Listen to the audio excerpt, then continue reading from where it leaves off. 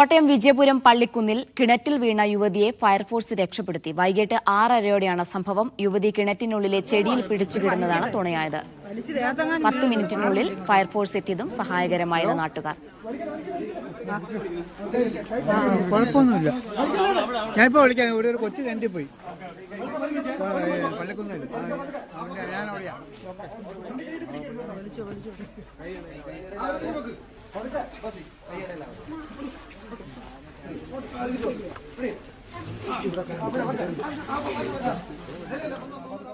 ജോസി ബാബു ചെയ്യുന്നുണ്ട് വിശദാംശങ്ങൾ നൽകാൻ. ജോസി, എങ്ങനെയാണ് ഇവർ കിണറ്റിൽ വീണത്? ഇവിടെ പരിക്ക് ഗുരുതരമാണോ? ജീന, 24-കാരിയായ യുവതിയാണ് അബദ്ധത്തിൽ കിണറ്റിൽ വീണത്. ഉടൻ തന്നെ വീട്ടുകാർ ബഹളം വെച്ചതിനെ തുടർന്ന് നാട്ടുകാരും ഒക്കെ അവസരോചിതമായി ഇടപെട്ട് ഫയർഫോഴ്സിനെ വിവരം അറിയിച്ചു. ഇവർ ഈ കിണറ്റിനുള്ളിലെ ചെടിയിൽ പിടിച്ചു കിടന്നതാണ് തുണയായത്.